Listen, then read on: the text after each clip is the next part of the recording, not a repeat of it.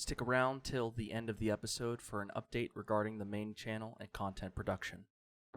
Howdy dowdy everybody, and welcome back to another episode of the Unfictional Soundscape. I am your host, Author Man. It's a muggy, rainy day outside today. It's a Wednesday, and it's a pretty gross hump day, I'm gonna be honest with you. We're back at it again with a very young unfiction project entitled Pictures of Gwen.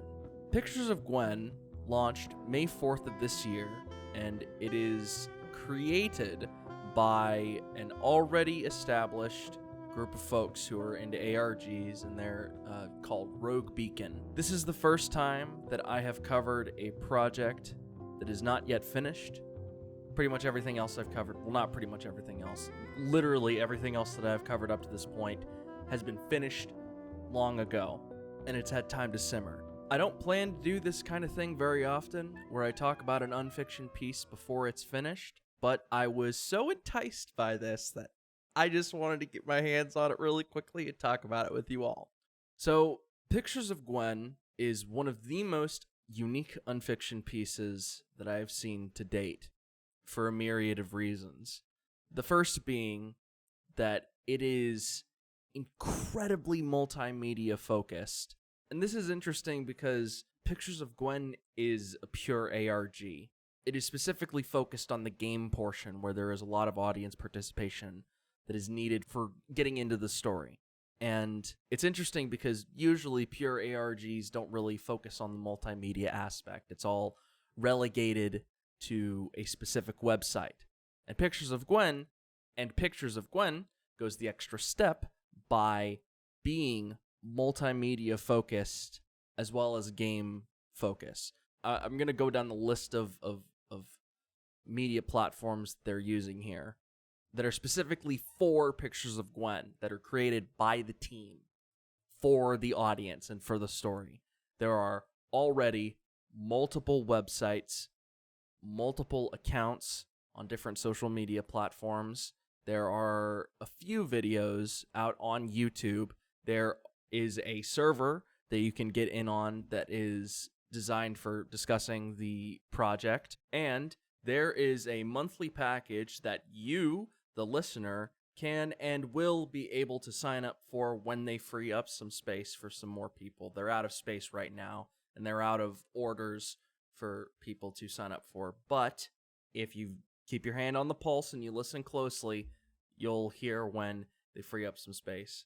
The second reason for its uniqueness lies in its platform of focus. It uses, get this, specifically focuses on giving trailheads and stuff with Instagram. I've seen ARGs use Twitter, Tumblr, YouTube, obviously. Well, I haven't seen anybody do Spotify yet, but that would be really interesting. I have been banging my head against a wall for so long, trying to figure out how the fuck you're supposed to use Instagram to do something unfiction related. And by god damn it, the people at Rogue Beacon figured it out. I think they deserve a round of applause for that. That's good stuff. Now, you've heard all the cool stuff about it, but I'm sure you're itching to hear what exactly is it about. Pictures of Gwen is a story centered around a young woman named Gwen. Gwen is a 21-year-old UK native who was attending college, pursuing a degree in fine arts. Gwen enjoyed college, but she found it to be boring. Not very exciting or interesting. Not very challenging. That is until she received a peculiar letter. This letter was particularly peculiar due to the manner in which it was sealed. A wax stamp. Contained in the envelope was a paper that congratulated Gwen on her new position as a graphic designer at Asterisk International. The letter directed Gwen specifically to their Torstow branch, and Torstow is a city located west of London. Gwen didn't hesitate. She packed up her things, and before she left, She sketched a drawing and put it on her newly created Instagram account. Stars in her eyes and ready for a new beginning, she set off to Torstow to begin this new chapter in her life. If you want some more information on that, the Pictures of Gwen website gives any new players a delightful trailer as to what exactly you're going to be in for, and directs you in specific, directions for where you want to go to get caught up with the story and where to go to be a part of the story. And if you want a more in-depth dive as to what exactly has happened thus far in Pictures of Gwen, there is a podcast called Podcasts of Gwen. They have one episode out thus far, and they'll get you pretty much caught up on what's been happening. I would recommend just going through everything we've got so far and finding out for yourself, but that's just me. Some people just want to get the scoop and then head right in. And if that's for you, if that's what you want, go give that a listen. It's good. Anyway, I know you ain't here to play catch up. You want to hear about that sublime sound design and those sickly sweet tones and tunes, and I am more than happy to provide. I didn't mention it earlier, but Pictures of Gwen has more of a focus than most Unfiction pieces on music, which, as you know, gets me harder than lignum vitae on a May day. Earlier, I had mentioned different websites and accounts and such. One of the accounts is a YouTube account, and there is one video thus far that features the full breadth of a original song for the series. This song is entitled Gwen's Theme. The genre is lo-fi hip-hop. Now, I want to take a second to talk about hip-hop, because I think it's interesting that this is what the term has become over the years. Because originally hip-hop was a genre that was associated very specifically with Eminem and Ice Cube. It was a genre that specifically included the combination of rap and electronic beats, and it has evolved from including the rap and just being the electronic beats, which is what makes this lo-fi hip-hop. And I don't know when this started, but I can tell you that it was thrust into popularity by that one YouTube video that all of you have seen because you're probably Zoomers and you're on the internet. And I think it's interesting how things evolve like that at times, where we don't come up with a new name for it, we just take a word that we already have and then we make it into something new. That rant's over. Back to the song in particular. Focusing specifically on instrumentation, there isn't a whole lot in terms of how many instruments are at play here, but I would like to talk about the choices for the instruments. The first and most prominent example is the obvious piano. It's a very old piano. It is not a digital piano, which I think is interesting, as opposed to this very clear electronic beat that's playing, that's accompanying it. In the back, there is a bass line that is happening that is backing both the piano and the electronic beats, and all three of them come together to create the song known as Gwen's Theme. Now, as for the choice of these particular instruments, I think it's interesting because you could go two different ways with it as to why exactly they chose these specific instruments and these specific sounds for the song. You could go the obvious route where it was chosen specifically because, well, that's what lo-fi hip-hop usually consists of. That's what most lo-fi hip-hop sounds like. Takes those two, of a very old sounding instrument and combining it with a new sounding instrument and creating that synthesis between the two of them. But the other route that you could go with that is, because this is Gwen's theme, specifically a song for and about and used to denote Gwen, you could also take it to say that it's saying something about her, a synthesis between the old and the new, which is prevalent on her Instagram. She's a newfangled kind of gal, but what's interesting is that she prefers to use the old quote-unquote ways of doing art. She does sketches, she does watercolors, she looks at the surroundings about her, and she doesn't use digital means to draw them, which are far more practical. She prefers to sit down and do it the old-fashioned way, because she likes it, which I think is interesting. And this song could be saying something about her in that way, where she is both new in some of her mannerisms and ways of communication, but also she's not afraid to take some of the old and combine it with the new to synthesize something out of that.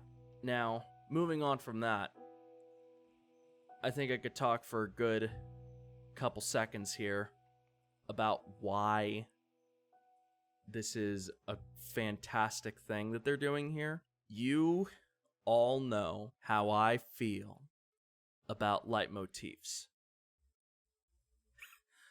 But before I talk about leitmotifs, we're going to go on a quick break.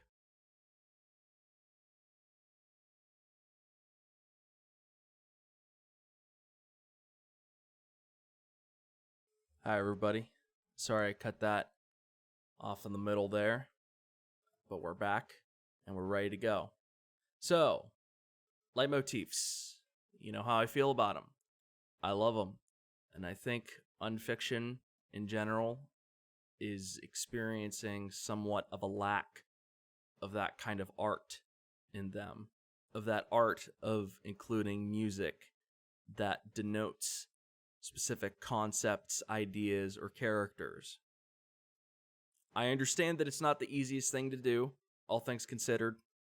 We're in a medium that doesn't necessarily allow for that in a quote-unquote believable way. But man, I'm seeing a lot of series nowadays that are doing just that, and it is fantastic. Pictures of Gwen is one of them. Hi, I'm Mary Mary, I've already talked about that.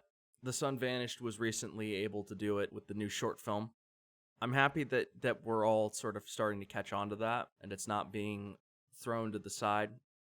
And that is why I am so excited to share with you one of the best examples I have ever seen of a leitmotif being used in a new and inventive manner.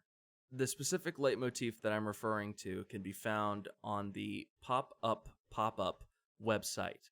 If you go to that website, and I'll leave a link to it in the description. If you go there, there's some art that you can find on the bottom there. Specifically, you should click on the one that looks like a painting in winter. If you click on that painting with the tree and the snow, if you scroll down, you'll see that there are 3 more paintings of the autumn, summer, and winter and spring.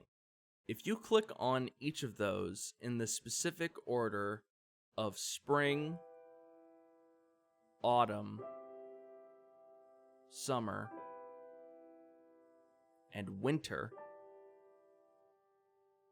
you'll hear the main chord progression for Gwen's theme.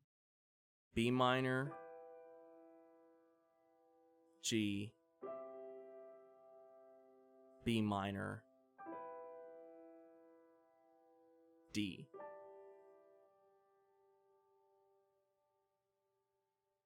And this is really interesting for a lot of different reasons. One of the reasons being that it gives you story info about Torsto and further emphasis put on the tower. All that's great. But I'm here to talk about that sweet leitmotif, baby. B minor, G, B minor, D. I find this so awesome because number one, this is further reinforcement that Gwen's theme is used to denote Gwen. It's always used to denote Gwen. So when you hear those chords, when you hear them in that specific progression, then you know that's used in referral to her and is to mean something specific to her. Another reason why I find this so interesting, why I love this so much, is just the leitmotif being there gives you story information. The people who made this website had to specifically program into it that specific chord sequence in that specific manner. They had to put that in there. That tells you that not only that they know and are of the opinion that Gwen is very, very important to them and to Torsto. They know that. This is their reinforcement that she is important to them and to Torsto. This also shows that they want you to know that Gwen is important to them and to Torsto.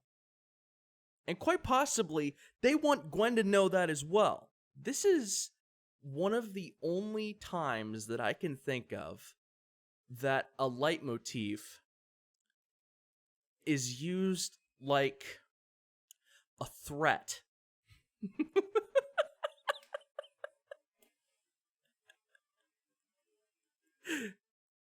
It is where a leitmotif is threatening to the audience. Yes, Gwen is very important. She's very, very important to Torsto and to us. And yes, we know that you can see this, and we want you to know that we can see you there. That's fucked up, man.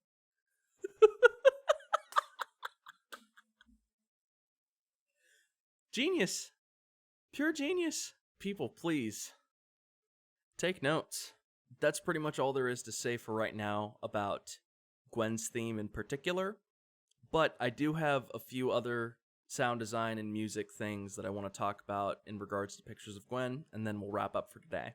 So there's another website that you can go to. There's a couple websites that you can go to, but one of the websites you can go to is entitled chicken2k.co.uk, and I'll leave a link to that in the description.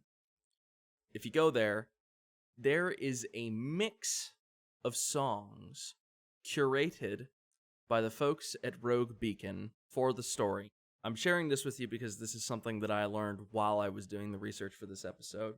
It's a mix of songs under the genre of jungle music. If you haven't heard of jungle music, I don't blame you because it's very specific to the UK. It is a genre of dance music that was developed and created out of the UK rave scene during the 1990s. And it was created specifically as a form of expression for the lower class urban UK youth to get out their frustrations and to make sounds that were pertinent to them, express themselves, you know, that sort of thing that people do when they make art. I didn't know that this kind of music was called that. I always just called it death grips. Death grips or Animal Collective is another example. Or clowncore. That's another great example, etc. I guess Aphex Twin, would Aphex Twin be jungle music? I guess Aphex Twin, well, I don't know if Aphex Twin is bird. Okay, either way, I'm sorry, I'm rambling. Either way, that is the genre of the mix of songs. It's interesting. I think it's interesting that they did this. Not very often do I see this done.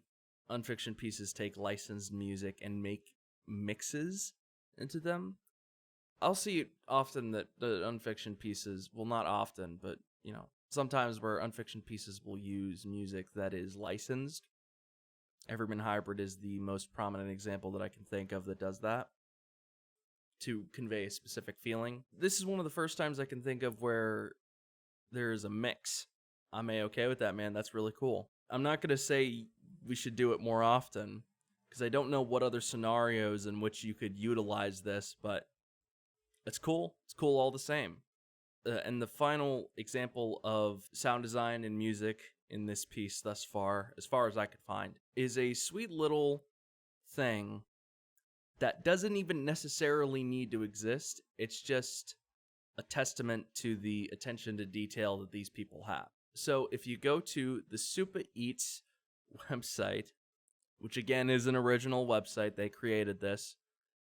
If you log in with the code TO75AB, I'll include that in the description as well, you get a menu selection.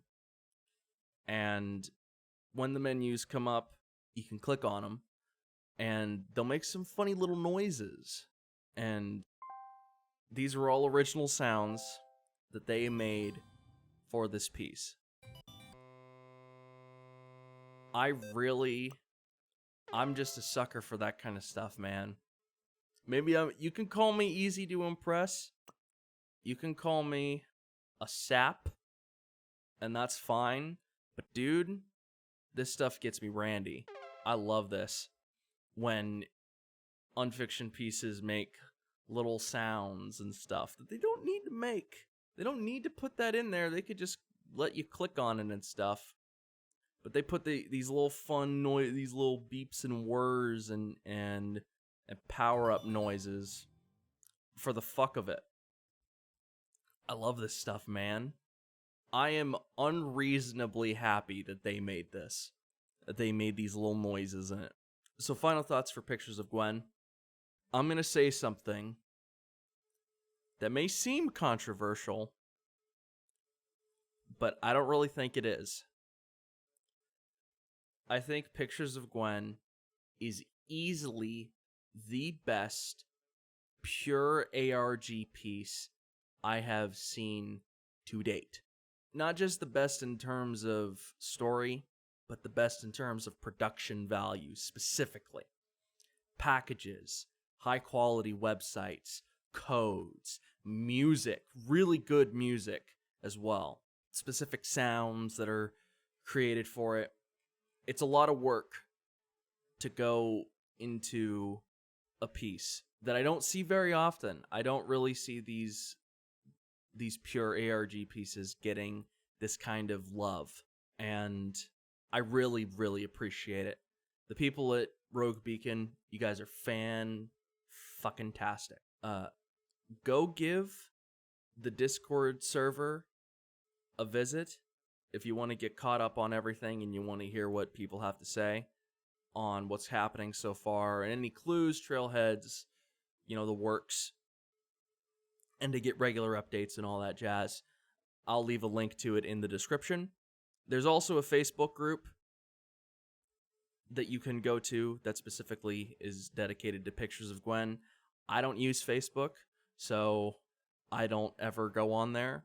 But if you use Facebook, highly recommend heading on there. From what I understand, the community is very, very nice on there. And folks in the Discord server are really nice as well, don't get me wrong. But just to grease the wheels a little bit, the Facebook group sounds like it's a very nice place. I highly recommend checking out Rogue Beacon's other stuff, like Boomtown and any of the other works that these folks have done. I'm going to leave a link to their website in the description so you can go and get the lowdown on everybody. I think each and every one of them deserves their own individual love, because every one of them working together to make this has made it into such a great, incredible piece. These folks are legendary. Give them your love. Thank you all very much for tuning in. I would like to say one final thank you to the folks at Rogue Beacon for making a truly epic ARG, and especially thank you to Ramsey, who gave me some tidbits and info to help me along with the episode today.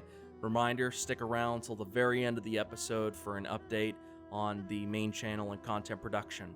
Whatever platform you're watching on, Anchor, YouTube, Spotify, etc., make sure you're following the main channel, specifically YouTube, where I am uploading various different types of content, as well as Unfictional Soundscape. Make sure to follow me on all associated platforms for regular updates on what's coming. If you ever want to request a guest, a specific topic, or want to ask a question, shoot me an email at ag3ntidaho@gmail.com.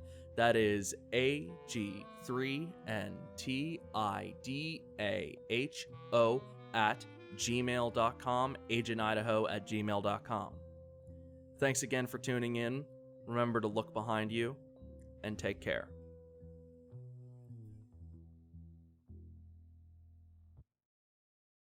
So this is kind of out of the blue, but I am sure that some of you have noticed that the channel has not uploaded once per week in at least a month. I think it's been a month at this point. I explained this on my Twitter account, but I thought I would explain this on YouTube as well for those of you who don't follow that. I am discontinuing the Creative Project a Week schedule. The projects and content will come out at their own pace, or will come out during anniversaries or holidays or what have you to commemorate specific events. But other than that, weekly uploads are definitely not going to be a thing anymore. At least for now. I'll see if I want to ever do the Creative Project a Week thing, or something different that's per week content kind of upload in the future. For right now, it's stopping. I know I didn't make it even all the way through the year. That kind of sucks. But my main reasons for stopping include, first of all, I had started this project as a way to get myself onto a schedule, a content creation schedule, and another reason for it to exist was trying to find my footing in my creative process. And I want to take the time to give those projects that I'm going to be working on the time and love that they deserve. Because I felt as if some of the things that I had made during the Creative Project a Week didn't get that. And that was the point, to get it out as quickly as possible and not worry so much about quality, because it was about getting past that comfort barrier that I was experiencing where I overthink things and I don't ever put anything out because I'm overthinking it too much. But now I think I've gotten past that for the most part. I think I still have my lapses every so often, but I think I've learned how to discipline myself with that, and I don't think it's necessary anymore, at least for right now. So what does that mean for when stuff is going to come out? Like I said, it'll come out when it's done. Now, for what's going to be coming up next, I have a whole lot of ideas. If you're worried about the well drying up, it's not gonna. I'm going to have shit coming out ASAP. I'm very excited for the things that I'm working on. I think they're all very interesting to me, and I hope some of them are interesting to you folks out there with your iPads and your computers. The very next thing that you are going to see is going to be a video that is different from anything that I've done thus far up to this point. It's completely different. I am releasing it at the very midpoint of the year, so you'll see it this Friday, and it's going to be very interesting. I hope you all enjoy it, and I hope you all enjoyed this episode as well. So, thank you all again very much for watching. Take care.